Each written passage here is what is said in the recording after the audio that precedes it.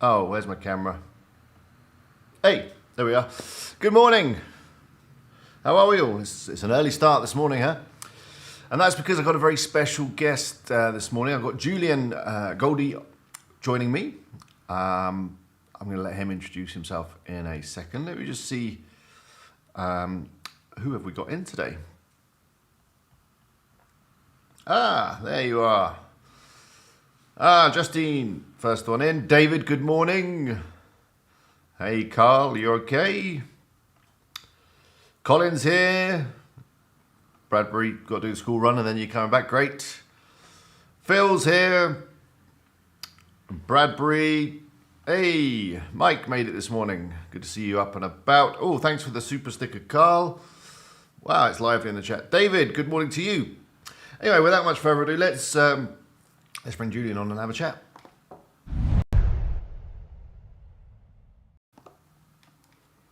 Julian. Hello there. Hello, you're live. Good to see you. So the reason why we're so early is that Julian lives in Thailand, that's right? Yeah, that's right. Yeah. In Bangkok now. How long have you been over there? Honestly, like for me, Thailand was the reason I started my online business. So I came out here probably about 10 years ago, had a lad's holiday, and just been I've lived all over the world, but I've always come back here. So it's my favorite place. And yeah, I've been here probably 2 years consistently now. Wow. Why is Thailand the best place to live? Well, for me, I think, all right. So number one, the reason that I decided to move from England to Thailand was that we had this great holiday when we came out here, and it was amazing. Me and my best mates from Manchester. But then when we got back home to England, we went back to our 9 to 5 office jobs, and it was UK combination of like UK weather was bad, UK food wasn't great either. Fish and chips, a national dish, gets boring pretty quick. So after that, we said, right, well, we got a choice here. We could do fish and chips, or we could do Thailand. And I was like, fish and chips, Thailand. Actually, you can get fish and chips in Thailand. So then we were like, right, well, let's There's go back over to Thailand. nothing to worry about. Carl says, is it because Matt Dignity is not too far away? That's why all the SEOs Definitely are helps. in Thailand. It seems to become a bit of a mecca for SEOs. There's so many that are over there. There's yourself. Carl Roof lives over there. Yeah, Matt Diggity. There's a load of people that live out there, isn't there? It's like an SEO country. It's crazy. It's probably the best SEO community in the world. And it's Yeah. just randomly out in this little city up in the north of Thailand. So let's talk about you professionally. Now, I first came across your channel a few months ago, actually. I think Charles may have mentioned you, and I found you. And I was particularly interested in the work that you've been doing with AI content because you've been doing quite a lot of that. So tell us a little bit about yourself and some of the projects that you've been working on. Yeah, sure. So I've been doing SEO for about 7 years. I have a link building agency with over 50 people in the company. Wow. And I have a YouTube channel as well where I run all sorts of crazy experiments, particularly this year doing AI SEO experiments. So, for example, this week I've created a ton of tools with custom GPTs, which is absolutely mind blowing. These are like free tools that kind of replace a lot of the paid tools that you would normally pay for.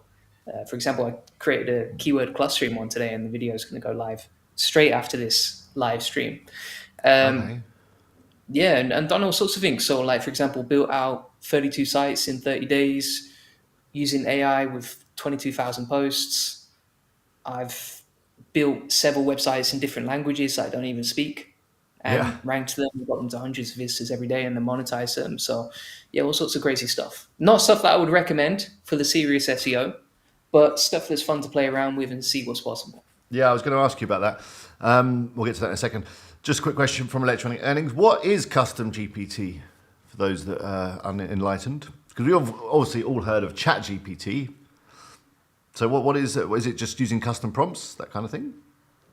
No, so it's a new technology that ChatGPT just released about, I would say, 5 days ago. And essentially, you can just have a conversation with ChatGPT, create your own custom trained ChatGPT specifically designed to do certain tasks. So you can say to ChatGPT, I want you to create a keyword clustering tool that takes thousands of keywords, removes duplicate search intent, removes any keywords that cannibalize each other, and then puts it into a neatly formatted topical map where you've got the categories and the subtopics underneath. Now, normally you might pay like $1,000 a month for a keyword tool like that. Yeah. But with this, you've got your own custom-made custom GPT that's trained on what you want it to do, and then you can share it with people as well. And OpenAI have said that within the coming months, they're going to allow people who have people using these tools and are sharing them to make money through the platform. So it's Wow. quite an interesting. It's kind of like the App Store, but for APIs, for AI. Sorry, And you say you're going to be sharing your keyword clustering one today? it's coming out straight after this video. All right, we'll have to check that out. You can find a link to Julian's channel below this stream. Okay, so let's talk about one of your sites to start with. The bird site, Chipper Birds, is it called? Tell us a little The bit one about and that, only. because I believe that's all AI, and you managed to get enough traffic to get it on Mediavine. Is that right? Well, it was actually, being 100% transparent and honest, it was already on Mediavine from a few years ago. Okay. And then the traffic tanked on the website because we just didn't maintain it anymore. It wasn't profitable having human writers.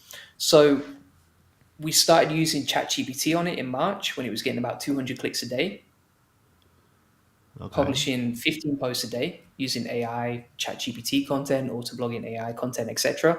And took that traffic from 200 clicks a day to 2,000 clicks a day just by blasting out all this content and consistently building a few links each week to it. So let's just be clear on the content. You've been using auto blogging, which is a tool I'm familiar with, and you're basically not editing this content at all, just publishing it straight up. Quite often, yeah. Wow. So you mentioned that this maybe isn't a long-term plan. Is that what you still think is? You wouldn't recommend someone trying to build something this way? No, I mean, this is for fun, right? This is an experiment to see, okay, what's possible if you push the boundaries a little bit. But if let's say you're a bank or someone like that, you can't afford to burn your main domain. No. It's totally fine for, a case study or a test website where you blast out 1,000 websites, and you just see what happens. But if you're really serious about your domain, you definitely want some quality control in there. You want to edit your content before you publish it, particularly if you're in YMYL niches, for example, finance and health and that sort of thing. You've got to be very careful about what you publish, right? Yeah, for sure. So what would be your recommendation if you do want to build something that's more sustainable? I mean, after the helpful content update and all those kind of things, what was your recommendation now to your clients and obviously on your own projects? Yeah, so for our own clients, we actually only sell human written content still, just to Okay. be very, very safe for them. Because obviously, I would feel incredibly bad, and I'd be very worried about the impact if my clients got hit. So I play it really safe with them. But for for creating AI content now, what I would recommend, and I was having a conversation with a really good copywriter called Kevin Monk recently, Okay. and essentially I would have a checklist for editing the content before you publish it. Now that's already available in my free course if anyone wants to check it out. But basically, I would run through that checklist in terms of the readability, making sure you're going after the right keywords, making sure you're stuffing the value at the top of the article, and then going off into less relevant terms later on, adding your LSI and NLP keywords, building some links to those pages, etc. And I think that's a really powerful way to create content at scale, but still edit it and make sure that it's all relevant and quality controlled. The other thing I would say is just before you publish your content, you can ask ChatGPT what statistics or data in this content needs to be fact checked before I publish it. And then it will come Okay. back to you and tell you, right, this, and this all need to be fact checked. You can run it through a tool like Perplexity AI, which is a reference based tool. And that'll tell you, okay, is this fact real or is it hallucinated by ChatGPT? And I think that's very important to check if you've got a website you're very serious about. Yeah. And where do you find your writers? All sorts of places, honestly. Yeah, I quite like South African writers. I think they're very good because English is their first language. Yeah. They're reasonable in terms of their wages and very smart people, very intelligent people. Okay. Interesting. Um, I was going to ask you a bit about link building because obviously that's a service that you offer, and it's something that a lot of people struggle with. What's your approach to link building? How would you recommend that people start to build links? Is it just a case of finding a good agency and buying some? But maybe if you don't have the budget, what would be the best approach? So if you don't have the budget, I would recommend a tool like Postaga, Postaga, and essentially with link building normally, right? It'd be very time consuming because and expensive as well because you need to find somewhere to get the email addresses, somewhere to quality check the prospects in terms of who to link, who to reach out to and ask for a backlink and what are their metrics like. And then you'd also have to validate the email addresses. You need another tool to send the emails, etc. And you're basically duct taping like 5 different tools together, right? If you use a tool like Postaga, which is reasonably affordable, then you can automate a lot of the link building. It's got everything built in one, so you don't need to duct tape loads of different tools together, and you just save yourself a bunch of time. Plus, it's very noob friendly. Okay, I've never heard of Postaga actually. That's, I've got a I've got a tutorial on YouTube where you can automate link building with Postaga in like 8 minutes. It runs you through exactly how to use it and how to set up. okay, I have to go and check that out. Here's a quick question: does auto blogging create content as spoken by another language? Quite sure what that means. I mean, have you been generating with auto blogging and then translating, or how do you been? You mentioned you've got some multi-language stuff going on. How's that working? Yeah, so we don't translate the content, we just create it in that specific language, right? So, for example, with the German site, we just created all the content in German and then published it. We didn't use any sort of auto translate plugins. Maybe Okay. what they're asking is like, is it conversational in the language or is it quite formal? And I think you can actually change the tone of the language when you publish it. So you can say like informal or witty or whatever you want. Okay. Um, that's interesting. Yeah, because I think I translated a whole load of stuff into Spanish. I don't know whether it turned out as well as it maybe could have done. You're probably better, as you say, creating it in the native language or in the language that you want straight away. Probably reads better that way because we often say things in English in a different way to the way that they say things in other languages. Okay, let's talk about how you build your websites. Are you still using WordPress? Yeah, for me, I want to make it as easy and simple as possible, right? So with WordPress, I think that's probably the easiest platform to use. And honestly, I try to log in as little as I can because it's very distracting and crazy and all over the place. So I prefer WordPress over, say, something like Webflow. And I think a lot of the tools and plugins that you get for SEO are typically optimized for WordPress. And They then, for are. example, if you use Shopify, it's a lot more difficult. Yeah. Yeah. Quick question here. Do you find you still eating British food after moving overseas? Excuse me. Absolutely. Yeah, I still like to go for a Sunday roast. You Yeah, I can't had go one wrong. I don't yesterday. have fish and chips often. I don't have fish and chips, so it's not good for the six pack, you know. The six pack. You working out every day? 6 days a week, normally, yeah. Wow. What kind of thing you do every day? Honestly, I have like the same workout routine pretty much every day. So I do like a full body workout routine. I basically found I was working out for years and kind of stagnating. And then I found my friend who was probably the most jacked person I knew, and then took his workout routine. I was like, right, I'm just going to implement that because it obviously works for him. And then occasionally I do Muay Thai as well. Oh, okay. How long does your workout take every day?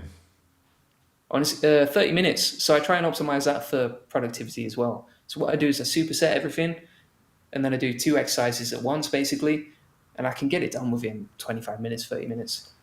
Sounds perfect. Sounds perfect. Good. What is it? Is it something? Is it a YouTube video or something, or is it just some list of exercises and stuff that you just know how to do? Where did you get the routine from? You said your friend, did he give you a video or something? What was it? Yeah, he gave me a PDF that he wrote a few years ago, Okay. and I got mates rates. I didn't have to pay for the PDF. That was great. And then basically, just in this document, it talks about what's BS and what's not when it comes to health and fitness because there's so many different tangents you can go off on. And then it's very, very simple and easy to implement. So basically, for the workout routine, you do the same thing every time. It can be extremely boring, but it works. And then you just focus on compound movements. So, for example, squat, and bench press, or pull-ups and then shoulder press, something like that. Okay. Sounds interesting. Are you married? No, no, Girlfriend? single. Single? No. I broke up with my ex in August. Oh, I'm sorry to hear that. It's all good. And you're just enjoying single life here? Yeah, I mean, honestly, when I'm single, I have a lot more time and freedom to focus on my goals, which helps me a lot. And yeah, I don't want to go too in depth on that, but yeah, basically. No, it's fair enough. It's interesting. I mean, end of the day, what we do, it's about kind of life balance, and that's what we're all trying to get, right? We're trying to get our time in order and, do what we want and trying to achieve our own goals. So, yeah, it's interesting with regards to exercise and what we're eating and relationships and all that kind of stuff. Honestly, for me, I don't have much balance at all. Like this year, I've run through different. I think you go through different seasons in your life, right? So for me, previously last year, I could just do an hour a day with business, and then the rest I would actually just go off and do some lifestyle stuff, and that might be like music, writing some songs, performing, going out and doing something interesting. But this year, I think because I just got really, really serious about growing my YouTube channel and growing my agency, honestly, I put like 90% of my time, my energy, and my focus on the business. And then the 10% is left for the lifestyle stuff. Okay. But still stay in shape, so that's good. That sounds interesting. Though. What you said, music and performing. What do you play and where have you been performing? Yeah, so I like to play the triangle. Seriously? No. Professional So triangle for player. me, That's cool. that's my next aspiration. You know, when I said I want to focus all my energy on my goals now that I'm single, become a First world ever class big triangle time player. triangle player. That's never been done before, I don't think. Well, that's it. I could be the only SEO that plays the triangle. Yeah, no, seriously. So what do you play? Guitar, is it? Or Yeah, so I play guitar, I sing, I write my own songs, and I like to perform, at least a couple of times a month. you go solo or you got a band or? Yeah, I used to there was a lad I used to play with, but it's quite difficult to organize people. So for me, again, for productivity, it's easier if I just play solo and then do my own thing. It's easier to organise yourself than other people. Yeah, 100%. That's fair enough. Okay, let's go for a couple of questions. Well, Gadget Mike, he's pretty jacked too. He's a fireman. He'd love to see your workout routine. Maybe that's something. I think there should be a new channel coming out, maybe with more music and more fitness stuff on it. Maybe a combination of the two. I think Colin, he's just answered that. What do you do with your free time? There isn't much free time, so there you go. How do you overcome indexing issues? There we go with a technical question from Justine.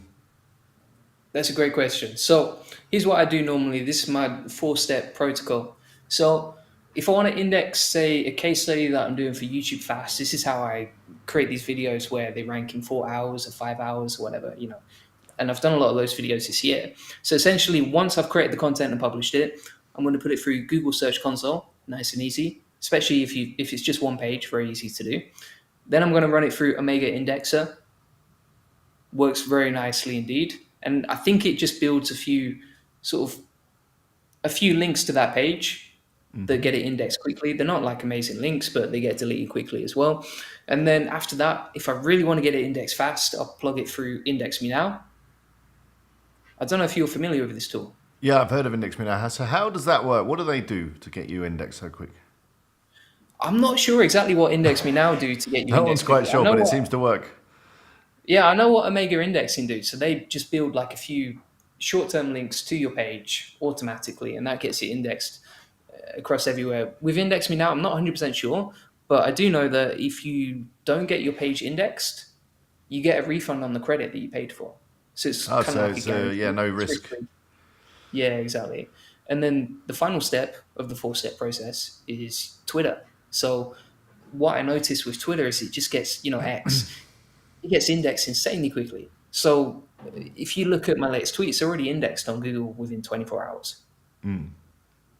So I know that's going to get crawled and indexed really quickly. So if I just do a combination of Google Search Console, Omega Indexing, Index Me Now, and then Twitter, we're good to go. Perfect. There we go. 4 steps. Easy. Another quick question. Do you launch a website fully completed along with a number of articles? I've been considering doing this myself, such as launching with 10 to 20 articles, targeting top of the funnel terms.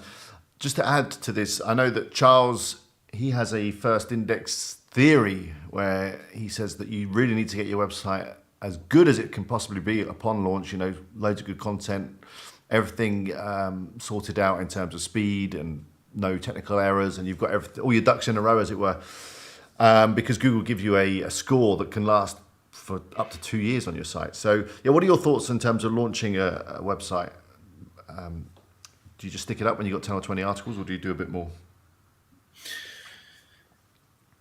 So I haven't created any human written article websites this year, but for the AI sites, what we typically do is the first crawl will have like a few hundred posts already on there created with auto blogging, and then Google's going to crawl and index most of those within a month, I would say.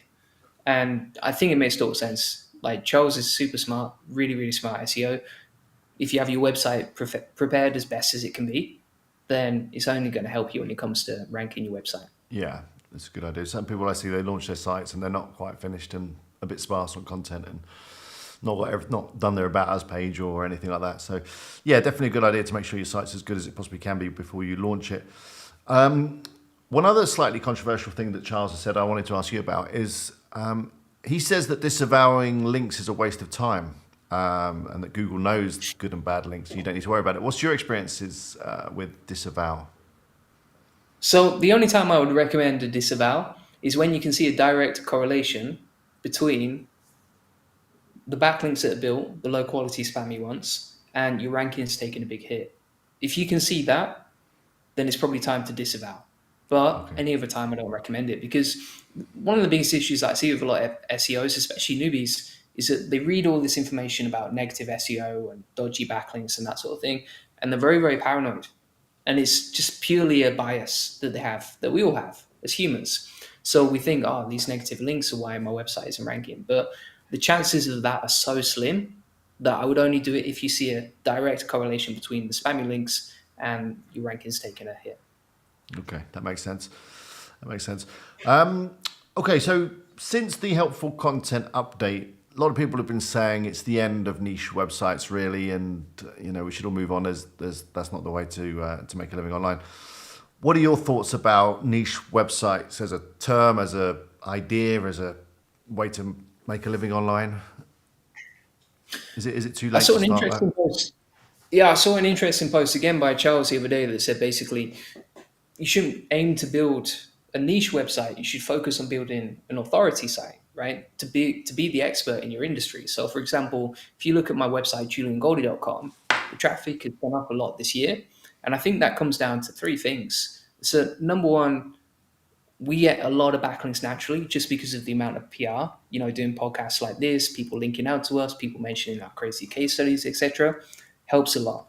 So the branding that we get, the backlinks that we attract naturally, and then finally the on-page semantics, how you organize the content so that it's easy for Google to crawl. So I think that there's still a future for niche websites, but the mindset has to be, if I'm going to build a site like this and I'm really serious about growing it, then it has to be a brand, not just like a niche website that is focused on getting traffic from SEO. You should be trying to get traffic from everywhere and actually build a business, not just a little niche website that makes a few dollars each month.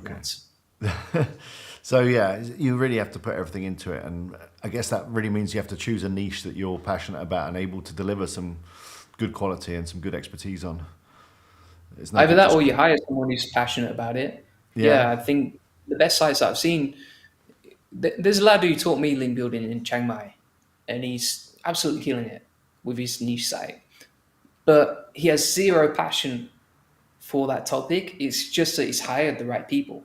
And he's got like these amazing writers who live and breathe this niche every single day. And I think that makes a huge impact. Yeah, that makes sense. When did you start YouTube, by the way? Just after COVID. Yeah. So me and my mate, we had a 30-day challenge. Obviously we couldn't do that much. Didn't have the freedom to go outside so much. So we said, right, every single day we're going to publish a video put it online. I got about 20 views per video. Didn't do that well, but it was more about building the habit. And you know better than anyone. Like you just learn so much from doing YouTube videos. And every single time you do a video, you're like, right, here's how I'm going to improve it next time. Here's how I'm going to do a better job. And I think you have to fail maybe 200 times before eventually a video takes off. You're right. You just got to keep being consistent, keep putting videos up, trying to make them better, and eventually you get a couple of videos that start to move, and that can really push your channel forward. Don't you think as well, like it's a case of figuring out your style, right? So for me, if I do a one-to-one vlog style video where I'm just doing an explainer video and it's a talking head, those sort of videos don't do well for me at all. Whereas if it's just me, I'm on the laptop, I'm recording a video of me using ChatGPT, people love that. I think because it's very authentic, it's a very honest style of creating content. And also I'm just recording what I would do normally anyway. So I'm kind of documenting the process I already use. It's kind of like the show, don't tell method. So I'm showing people what I'm doing. I'm not telling them how to do it. Yeah, I think that has a lot more value. Are those videos easier to put out? Is there less editing involved on those kind of videos? Yeah, again, it's so optimized for productivity. Like from the idea in my head to actually publishing the content, I can get it done within about 2 hours and sometimes even faster. Plus, it's absolutely fascinating because what I'll do is I'll have an idea, say with ChatGPT, and I'll be like, right, I don't even know if we can achieve this, but I'm going to give it a whirl and we'll see what happens. And we'll record something. And for example, with the keyword clustering tool that I did this morning, I didn't know if that was going to work, but it was a lot of fun and it was very Yeah. unpredictable in the process. I just learned so much, and I'm sure people who watch it will do too. Have you done any live stuff? Only on other people's channels, never on my own. Would you recommend it?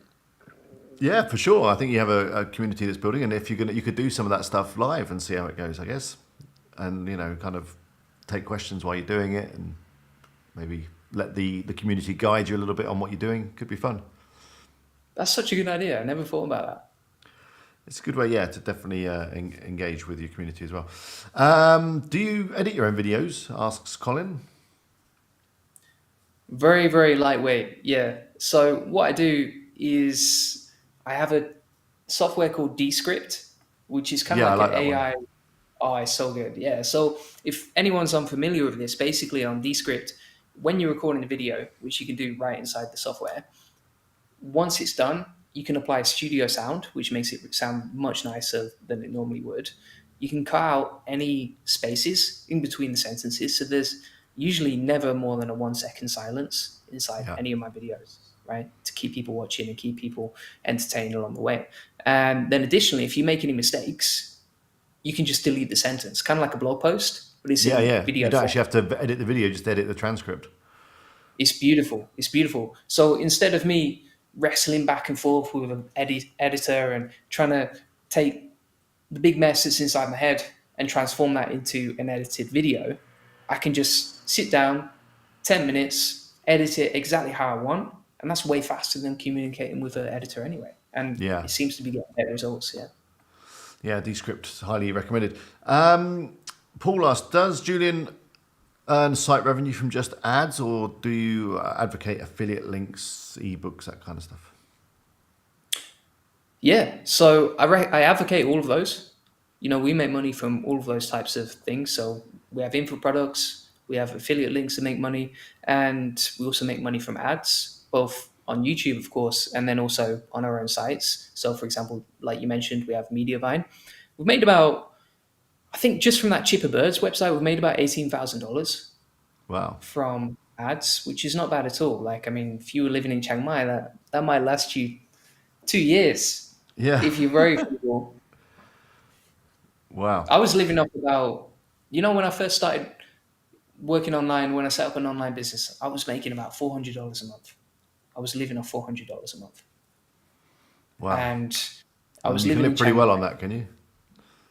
I was eating, I mean, I wouldn't say amazingly well, but you can get an apartment, rooftop pool, meet a ton of cool people, have a great lifestyle, eat pad thai or amazing Thai food every single day. I wouldn't Yeah. advocate that lifestyle, but I think if you just want to make it work and you want freedom from what you're already doing, let's say someone's got a 9 to 5 job, this is an amazing way to do it. That I didn't care about the money. That was never the intention. For me, it was about the freedom and having space from to be able to wake up in the morning and say, right, what do I want to do today? I think that's the highest form of wealth. Definitely. Time. Time is the most Yeah, valuable asset we have, isn't it, right? When we don't even know how absolutely. much we got left. Scary thought, but true. Yeah. You can see how much money you got left. You can check your bank balance, but there's no time account where you can check the balance. Maeve asks, how is Chipperbirds? That's a good question. I mean, so after the recent Google updates, which have been frequent over the last month or so, how have your case study sites fared? So some of them have jumped up to record levels, for example, like the Spanish site and the German site. And then there's others like chipperbirds.com. And again, just being completely transparent, it took a hit, took a quite a big hit. But what I would say is if you compare it year on year, it's still up about 4 times what it was previously. So we got it to that 2,000 hits a day. It's now dropped down to about 1,200 after the helpful content update. But like I always said, it's an experiment. I wouldn't recommend it for everyone. It could tank at any time, but it's a lot of fun along the way. And I just wanted to share the journey. And it's still So doing better than it ever was. are you going to try and resuscitate it? Is there anything you can do to try and bring it back around? Yeah, I was speaking to James Dooley actually this week at Chiang Mai Mastermind. I think you might have had him on the channel, right? He was on just the other week, yeah. Yeah. So we were talking about content pruning because one of the biggest issues with that website is that we've pumped out loads of content, but it's not very well organized. And a lot of that content that we've published probably isn't very good quality in the eyes of Google simply because it's not ranking. If it's not getting any traffic, it's not a good sign to Google, right? No. So what we might do as another case study in the future to recover it is actually prune the content on the website, take all the pages that are not getting any traffic and haven't done for the last 6 months, and we'll have to wait 6 months, and then see what happens if we prune all the content that's not getting traffic and just keep the quality content that Google actually ranks. That would be a very interesting case study. Yeah, I have heard that that's a good technique, but a lot of people kind of think it's slightly counterintuitive. You know, especially if you've paid writers for content and then you feel like you need to delete it or unpublish it or whatever. But yeah, I've heard I that think people it's do get some good results. Yeah, I think it's a sunk cost fallacy, right? So it's like I've paid for this content, so therefore I'm not going to take it down, even if it's going to help my rankings, because emotionally we're kind of attached to the content and the money we've paid Yeah, and the time we've invested. But if that means better rankings in the future, and it's on a website that you just want to experiment with anyway, then there's no harm in taking that content off, right? And no, you can always keep a backup and then tweak it later and see if it ranks. of course. What did Chipperbirds cost to date in terms of its production costs? Honestly, I couldn't tell you, but it's not a massive amount. I mean, it's made. I'll give you an example, right? We run an agency and we have this website that's making ads. Now, what I would say is that the profit margins are far higher on the, say, $18,000 that we made from ads on that website versus the profit margins from an agency. An agency is way less profitable than a website if you rank it and if it's making money with all the right methods, affiliate and ads, etc. So I guess the only costs on that site are your auto blogging AI credits. That's the only Exactly. cost. Yeah. So you got, and then also obviously we had human writers in the past, so you might pay like $50 an article, something like that, but it's not a huge expense. Okay. Is it easy to get residency in Chiang Mai or Thailand? Yeah, yeah. There's many ways you can do it. So it depends how you want to do it. Like for example, to get a work permit, it's pretty easy to sort out. To get there's a something called an elite visa, which is a long-term visa. That's pretty easy to organize. And what a lot of people do is, they just want to live here 3 months or 2 months. So what they'll do is they'll arrive, get a visa on arrival. Let's say, depends where you're from, right? So if you're from Europe or you're from England, it's quite easy to just arrive, stay here for 1 or 2 months, extend the visa, and then leave. Yeah. So it depends how long you want to stay and where you're from as well. Obviously, there's some countries where it's really difficult to get a visa because the connections between Thailand and that other country might not be the same. Yeah. But you've not had, I mean, you're on a long term visa now, I guess. Mhm. Yeah. You've got a long one now, a long term visa. You can work and you pay tax in Thailand and all that kind of stuff. Yeah, that's a very interesting question. But yeah, so I pay tax in Thailand.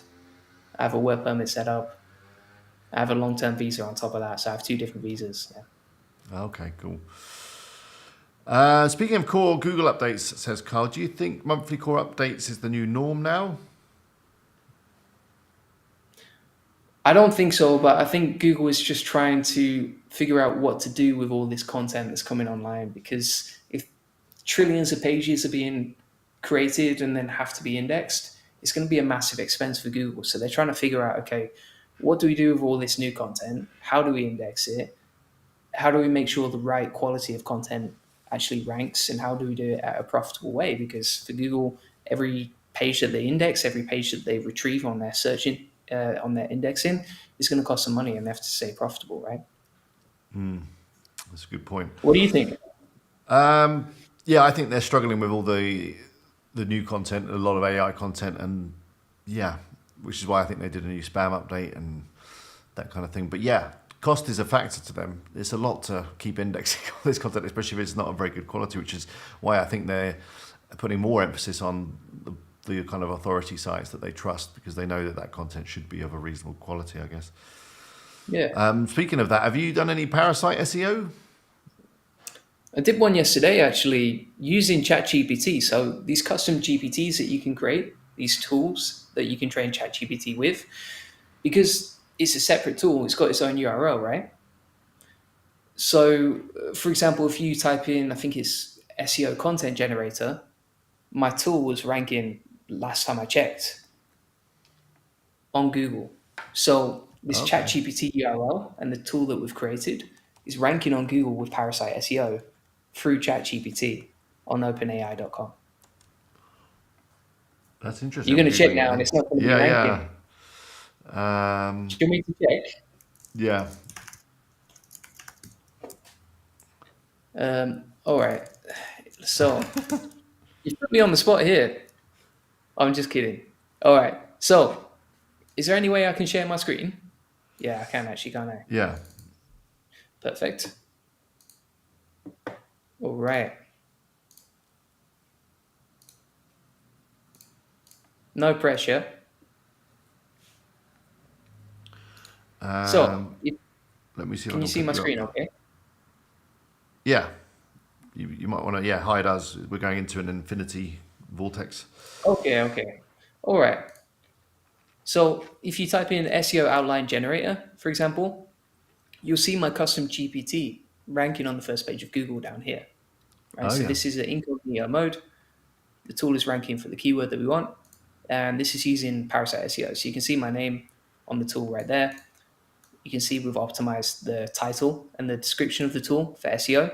And then anyone who's a ChatGPT Plus member and is signed in, obviously I'm on incognito, so I'm not signed in, can use this tool.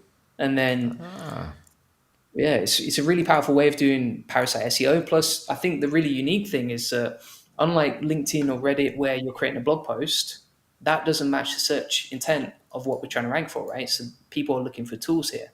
And the only way you can rank with tools is to create them. So how do you create them? Well, you can create them for free using AI and ChatGPT on OpenAI.com. And this is a DR92 website, which means you can leverage its authority and rank really quickly. I mean, I only created this maybe 1 or 2 days ago, something like that.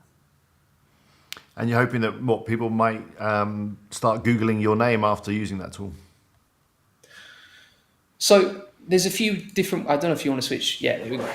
So there's a few different benefits. Number one, awesome case study, a lot of fun to create. Number two, I think the more value I can give people, the better I do. Like I'm a capitalist, I want to make money. Obviously, I've got an agency, so for me, the more people I help, the more money I make. Right. On top of that, with the tool, I've trained it, and it's very open. Gives a disclaimer. I've trained it to give people affiliate links if they ask about the best tools.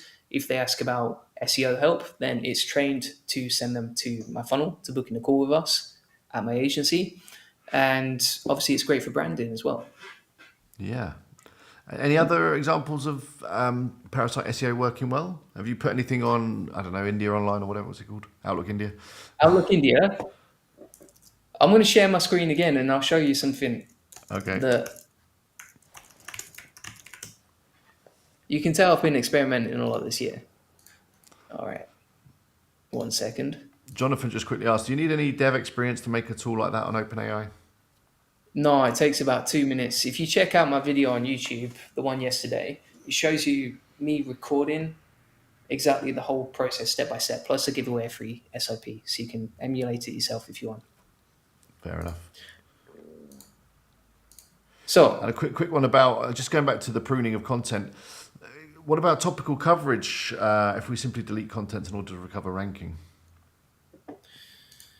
yeah, so I think the difference, this is not my theory at all, but when I was speaking to James Dooley about this in Casper Dash, there's a difference between topical coverage and topical authority, right? So, for example, if you copy if you cover every single topic in your niche, but your content isn't ranking, then you're doing topical coverage, but you haven't achieved topical authority because you're not Yeah, ranking for that content. If that no. makes sense. So, therefore, if Google's not ranking you for the content, it doesn't matter whether you're covering the topic or not because Google doesn't rate it very highly. It doesn't think that you're the authority on that. So, yeah, you're Exactly. best to Yeah. start pruning away and rethink what you're doing on that one. Okay, yeah, go for it. Yeah. Exactly. All right. So here's another parasite SEO example.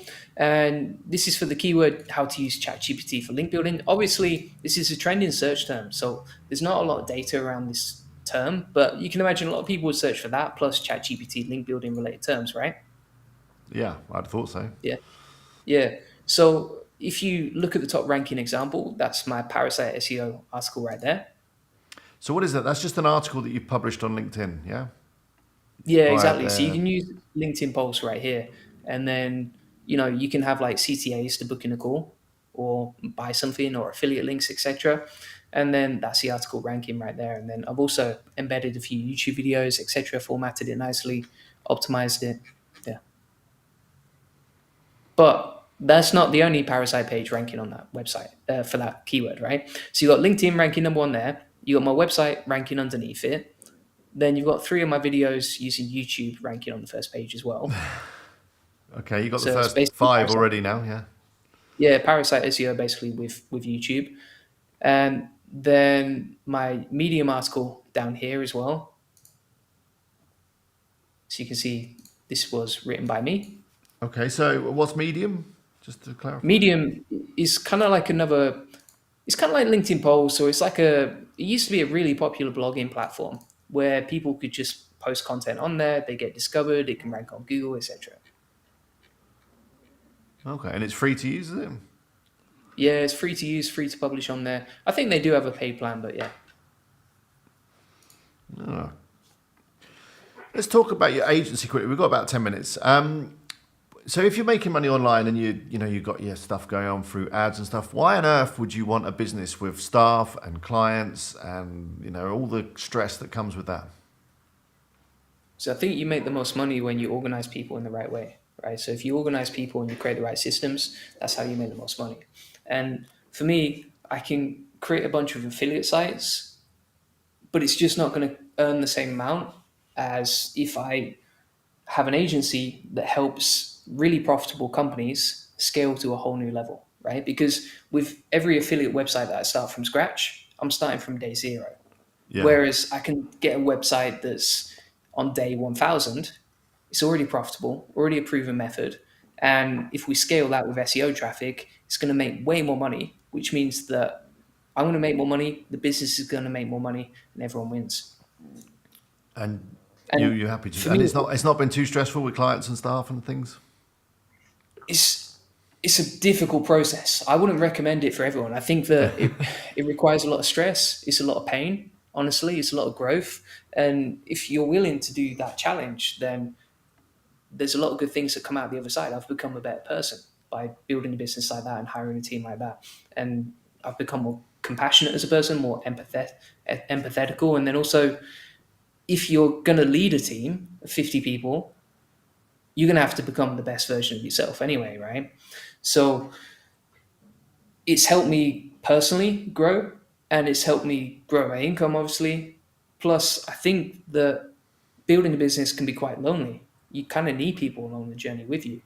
So to not just grow yourself and not just grow your company, but to grow the people in your team as well. I mean, like we've had VAs who started at $3 an hour, and now they're running a team of 30 link builders We've had people who came on as a VA just to manage some messages for me and some emails, and now they're making six figures as an account manager, right? Wow. Yeah. So to see people grow like that, that's the most rewarding part for me. And also, what keeps me showing up every single day is knowing that I have a lot of responsibility and I have a massive commitment to helping all my clients, helping my team, helping everyone around me, helping the people in the industry, helping everyone who watches the YouTube channel, etc. How old are you, Julian? 34. 34. Okay. All right. I've got 10 years on you, so yeah. I think you're going to be fine. Okay, we've got another few minutes. Has anyone got any more questions? If not, I'll get some more questions. If there was one thing you'd have to say in terms of what has the biggest impact on your search engine rankings, what would it be? Backlinks. It's But backlinks. you would say that, Julian. You're a link builder. You've got a link building. Every SEO says that. Yeah, exactly. So for me, based on my own experience and the case studies on my YouTube channel, and even if you look at Ahrefs, they had a case study of over 1 billion websites, and they found that 91% of them get zero traffic from Google. Now, the number one reason for that was that they didn't have any backlinks. It's published on the website. You can check it out. I'm sure you've probably already seen it before anyway, but for people watching, it's fascinating to see that, because for me, it makes total sense. Like every backlink you get, which is just the clickable text from one website to another, it's kind of like a vote to say that you're good and your content is good. And the way that I see it is there's no other way for Google to figure out, okay, who's the authority and who's not. No, it's the clearest indication for them. I mean, someone said the other day it's not a top 3 ranking factor or something, did they? You see that? Yeah, but I mean, no comment. Of course, I guess the things above it are, you need decent content, and if you haven't got content, links aren't going to help. There's probably some basic thing. I think it was just a way to throw us off a little bit. Colin asked, do you use the hreflang tag when you implement foreign language sites, and where do you implement them? That is a great question. I am totally new to the universe of foreign SEO sites. So for me, I actually set these up and got them ranking without that tag. But everyone I know who's experienced in it actually recommends it. And what I heard is the best thing to do is just get a plugin that sets it up for you. So you can get these plugins that signal what language your content is in. Okay. Yeah. Speaking of plugins, do you use any SEO plugins? Like I try RankMath or any of those? I try and keep it mean and lean, like always, like everything for productivity. So for me, I try and have as few plugins as possible. But what I recommend is actually Yoast of all plugins. I think it's free and easy to optimize your meta titles, your SEO titles, etc. And it kind of scores your content. I think that's really easy to use. I also like other tools like WP Rocket, really fast, and makes your website optimized for core web vitals in like one click. Additionally, trying to think, even like an easy table of contents is quite good. So that's another plugin where you can insert the table of contents and everything's clickable through the sections that you need. Nothing mind-blowing, but yeah, if you add in affiliate links to your website and you use an Amazon affiliate, then what's it called now? I've totally forgotten the name. Do you know what I mean? It creates like nice little tables for you. It's called WP something. Oh no, AAWP. AAWP, that's the one. That's the one. Okay, interesting. What theme do you use? Theme. So for the new sites, I keep it really lightweight. I just use Neve, free theme. I can customize it exactly how I want. For my personal website, I use GeneratePress and then Elementor, and that gives me a bit more customization. Same for cheaperbirds.com. How about you? Popcorn theme, obviously, is one of my favourite, which is a project I'm involved with, I should say about that, which has got a lot of built-in features for affiliates and laying out products and that kind of stuff. I've used GeneratePress. I like that. I've used Thrive themes as well. That's pretty good. I've moved away from Elementor recently, but only because I found it was quite hard to get through your web core vitals with Elementor, but maybe that's better now. That's interesting. What's your plan with the YouTube channel? I know I saw a thumbnail where it said you quit. No, that was about niche websites really just on the back of helpful content. No, I'm still going on. I've got a lot more content lined up. I'm trying to up the content quality, so it's taking a bit longer for me to put stuff together. But yeah, no, I still intend to carry on putting stuff out and whatever. I mean, I've done 1,000 videos or something, so I'm kind of thinking of how I need to freshen it up and maybe do something slightly different, I think. That is amazing, though, to do 1,000 videos. Yeah, I've been doing it a long time. I guess they just kind of add up. Good. All right, well, we'll start to wrap up. Just a quick one from Jonathan. What's your go-to AI writing tool? I think you've already mentioned it. It's probably a combination of ChatGPT and auto-blogging, is it? Yeah, I quite like Agility Writer as well. That's pretty nice and pretty affordable. Creates nice outputs, so it's got like the videos embedded already, pictures embedded, nicely formatted headings and bullet points, etc. Agility Writer is pretty good for a one-click tool. Okay, we'll check that one out. Good. All right. Well, let's start wrapping up. If you want to check out Julian's stuff, where's the best place? I mean, I put a link to your YouTube below. You mentioned, was it juliangoldie.com? Exactly. Yeah, juliangoldie.com or my YouTube channel. I'm on Twitter and Facebook and everywhere else as well. Okay. Have you got any more podcasts lined up or YouTube interviews? No? Yeah, I've actually got one straight after this. All right. Who are you on with next? It's entrepreneur startup community, so looking forward to that. Oh, okay. That sounds interesting. And is that going to be on YouTube as well? Yeah, I think so. Yeah, I think it's more on YouTube. I don't know. I'd have to check. It might be a private one.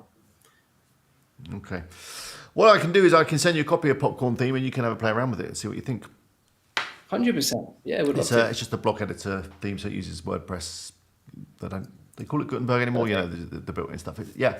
It has some really good feedback, and we're looking to take feedback from people like yourself in terms of how we can make it better. So yeah, I'll send that over to you. Yeah, everyone go check out Julian's channel and check out his website. You're on Twitter as well, I think, aren't you? Yes. Yeah. Yeah. X or Twitter or whatever you want to call it these days. I don't know why he changed I don't the name. know either. What do you call tweets? Is that I know still it had tweeting? Twitter was perfect. It had a verb, to tweet. Exactly. You can't to X. That just doesn't sound right, does it? I posted an X. I don't know. It's just not got the same ring to it. It's a shame. But anyway. All right. Thanks everyone for joining me this morning on this very early stream. But hey, it's pretty good. I mean, we got up to 40 people. It's a little less than the evening one, but I guess a lot of people are in bed doing a school run or I don't know, whatever they're doing. And I guess it's far too early for the Americans. So none of them are here. But hey, I will send out a link to the stream later so they can catch up with it. But yeah, nice to catch up with you, Julian. And thanks for joining me. You too. All right. Thanks. See you later. Cheers.